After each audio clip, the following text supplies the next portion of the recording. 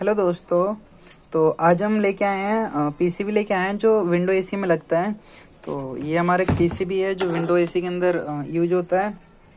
तो मैं आज आपको इसके बारे में बेसिक बताऊंगा क्या होता है, क्या क्या काम करता है। ठीक है। तो पहला कैपेसिटर है जो क्या करता है, जो कंप्रेसर होता है, कंप्रेसर मोटर होता है, उसको स्टार्ट करने के लिए यूज किया जाता है। कैपेसिटर के बाद आता है ये जो मोटर, इसे कहते हैं साइक्रोनस मोटर। इसकी जो स्पीड होती है कांस्टेंट होती है और ये यहाँ पे एसी पे ऑपरेट होता है। ठीक है। ये 220 वोल्टेज पे ऑपरेट होता है। वैसे तो जितने पीसीबी होता है ना, सब पे अलग अलग वोल्टेज होता है, लेकिन यहाँ पे जो ये यूज हो रहा है, ऑपरेट हो रहा है, ये कितने वोल्ट पे हो रहा है, 220 वोल्टेज पे। मैक्सिमम जितनी भी एसी मिलेंगे ना आपको, सस्ती एसी, उन सब पे जो ये मोटर होता है ना, ये क्या होता है, स्विंग मोटर होता है। क्या होता है, स्विंग मोटर होता है। जो फ्रंट का जो ग्रिल होता है उसे स्विंग कराता है। तो मैक्सिमम जो एसी होते हैं उनमें 220 वोल्टेज पे ऑपरेट होता है, लेकिन जो स्पीड एसी होते हैं उनमें 12 वोल्ट 24 वोल्ट पे ऑपरेट होता है। तो ये जो ये मोटर है कितने वोल्ट पे ऑपरेट हो रहा है, 220 वोल्ट पे ऑपरेट हो रहा है। ठीक है। उसके बाद आती है ट्रांसफार्मर। ये जो सर्किट, हमारे सर्किट की खासियत क्या होती है कि circuit 12 volt 24 volt 36 volt 48 volt, 48 volt के बाद कोई भी सर्किट ऑपरेट नहीं होती डीसी की। तो ये जो सर्किट है कितने वोल्ट पर ऑपरेट हो रही है, 12 वोल्ट पर ऑपरेट हो रही है, क्योंकि यहाँ 12 वोल्ट का रिले लगा पड़ेगा। 4 रिले दे रखे हैं फैन की स्पीड के कंट्रोल, 3 रिले फैन की स्पीड के लिए, एक रिले इसके लिए स्विंग मोटर के लिए, और जो ये बड़ा रिले दिखाई दे रहा है आपको, ये जो रिले की जो कैपेसिटी होती है बड़े रिले की, ये 20 एम्पियर होती है, क्योंकि कंप्रेसर को कंट्रोल करता है और कंप्रेसर स्टार्टिंग में 15 एम्पियर तक लेता है। तो इसलिए इस रिले का साइज भी बड़ा और कैपेसिटी भी बड़ी है। और जो नॉर्मल रिले है ये 1 से 1.5 एम्पियर के रिले होते हैं, मतलब इसका जो मैक्सिमम करंट होता है 2 एम्पियर तक होता है, इससे ऊपर नहीं होता। और जो ये बड़ा रिले दिखाई दे रहा है, इसका मैक्सिमम जो करंट है, करंट रेटिंग, वो 20 एम्पियर तक है।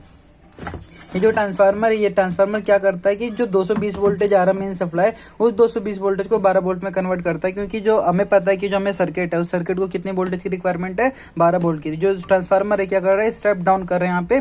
ठीक है। उसके बाद यहाँ एक फ्यूज लगा पड़ा, आप देख सकते हो। मैक्सिमम क्या होता है, जब हमारे पीसी में कोई फॉल्ट आता है, ठीक है, तो ये फ्यूज उड़ जाता है। तो यहाँ ये फ्यूज ठीक है, लेकिन मतलब अभी तक तो ठीक है, ये कोई दिक्कत नहीं है फ्यूज में। तो फ्यूज हमने बदल रखा है, ये फ्यूज ठीक है। ये फ्यूज है, अगर बाई चांस हमारे पीसी में कोई दिक्कत आता है, ये कभी कोई स्पार्किंग होती है, तो ये हमारा जो फ्यूज है वो उड़ जाएगा। ठीक है। फ्यूज की तरह काम करेगा। इसे कहते हैं कार्ट्रिज फ्यूज। ठीक है।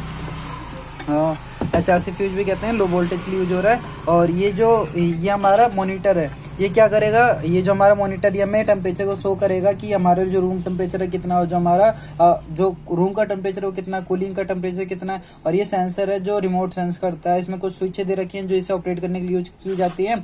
और इसमें करंट नहीं आता क्योंकि 12 वोल्ट पे ऑपरेट होता है। तो नॉर्मली मैं आपको चला के दिखाऊंगा ये किस तरीके से ऑपरेट होता है।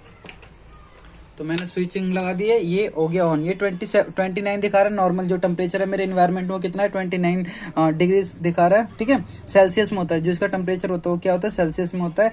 और अगर मैं इसे डाउन करूँ तो मैंने 18 पे सेट कर रखा है। 18 ये मैक्सिमम, इसका जो मिनिमम टेम्परेचर वो कितना होता है, 16 होता है, लेकिन ये 17 टेम्परेचर दिखा रहा है जिसमें मैंने इसे सेट किया है। ठीक है। और जो रूम टेम्परेचर वो 29 है। ठीक है। उसके बाद ये दो सेंसर है, ये क्या करते हैं, रूम सेंसर है, ये मैक्सिमम टेम्परेचर को सेंस करने के लिए यूज किया जाता है। कि जो कॉइल सेंसर है, इसमें 2 तरीके के सेंसर होते हैं, एक रूम सेंसर होता है, एक कॉइल सेंसर होता है। दोनों का काम क्या होता है, एक तो कॉइल के टेम्परेचर को सेंस करता है, एक रूम के टेम्परेचर को सेंस करता है। इसलिए हमारा जो पीसीबी है इसमें 30 डिग्री सेल्सियस दिखा रहा है। इसका मतलब क्या है, जो रूम टेम्परेचर कितना है, 30 डिग्री सेल्सियस है। और जो कॉइल सेंसर है वो दिखाता है, मतलब इसमें 2 सेंसर होते हैं, मैं आपको दिखाता हूँ दोनों सेंसर कैसे होते हैं, इनकी क्या खासियत होती है और कैसी बनावट होती है। तो ये हमारा कॉइल सेंसर है, ये कॉइल के अंदर जाता है। ठीक है। अब देख सकते हो ये कुछ अलग सा हो गया, क्योंकि इसके ऊपर एक लोहे की गोल सी सर्कुलर टाइप का लेयर चढ़ा होता है, वो हट गया, रिमूव हो गया। उसके बाद आता है ये रूम सेंसर। रूम सेंसर क्या होता है कि जो रूम का टेम्परेचर होता है उस चीज़ को सेंस करता है। इनमें कुछ नहीं, इनके अंदर इंसुलेशन होता है जो सेंसिटिव पावर रखता है, टेम्परेचर को सेंस करता है। ठीक है। तो ये 2 कॉइल है, एक रूम सेंसर कॉइल है, एक टेम्परेचर सेंसर कॉइल है। ठीक है। दोनों टेम्परेचर को सेंस करता है, लेकिन एक कॉइल के अंदर यूज किया जाता है, एक रूम के पर्पज से यूज किया जाता है। कि एक कॉइल सेंसर कॉइल के टेम्परेचर को शो करता है और एक रूम के टेम्परेचर को शो करता है। ओके। तो ये हमारा सर्किट स्टार्ट है, देख सकते हो। और जो आउटपुट देगा ये मैं 1 मिनट आपको, तो जैसे कि मैंने इसमें सप्लाई दे दिया है, तो जाहिर सी बात है कि हमारा जो आउटपुट होगा वो चालू हो जाएगा। तो ये हमारा फेस है, देखिए। और जो मोटर होता है उनके अंदर 3 स्पीड के होते हैं। ठीक है। तो जो अभी चल रहा है वो किस पे, लो स्पीड पे चल रहा है। ठीक है। तो आप देख सकते हैं ठीक है। ये जो हमारे इस रिले पे जो पॉइंट आएगा ना, ये क्या 3 मिनट बाद आएगा। किसी में 3 मिनट होता है, किसी में 6 मिनट होता है, मतलब वो प्रोग्रामिंग होती है। जैसे पीएलसी के अंदर प्रोग्रामिंग की जाती है वैसे इसके अंदर प्रोग्रामिंग की जाती है। तो ये जो आउटपुट देगा वो डिपेंड करता है कि कौन सी एसी है और क्या प्रोग्रामिंग की गई है। उससे पहले ये कंप्रेसर को ऑन नहीं करेगा। अगर बाई चांस कभी आप एसी को बंद कर दो तो एसी को तुरंत ऑन करने के बाद वो कंप्रेसर ऑन नहीं होता, क्योंकि इसके अंदर जो रिले है, जो सिस्टम है, जो प्रोग्रामिंग की गई है, वो क्या है, कुछ टाइम डिले करेगी, इसलिए इसके अंदर अभी आउटपुट नहीं आया। और ये जो फैन के 3 स्पीड है, ठीक है, 3 अलग अलग, जो हमारा जो नॉर्मल विंडो एसी होता है उनके अंदर 3 स्पीड होती है, लो, मीडियम, हाई, ठीक है। तो हमारा जो आउटपुट हो गया वो अब आना शुरू हो गया, ठीक है। अभी तक तो ऑन नहीं हुआ है, लेकिन ये कुछ देर में ऑन हो जाएगा, क्योंकि ये ऑटोमेटिक है तो इसमें हम कुछ छेड़छाड़ नहीं कर सकते। अगर हम डायरेक्ट करेंगे तो हमारा कंप्रेसर कंटिन्यू चल सकता है और इसके अंदर कुछ होता नहीं है। ये बेसिकली पीएलसी है जिसके अंदर प्रोग्रामिंग की जाती है और ये कंट्रोल पैनल है।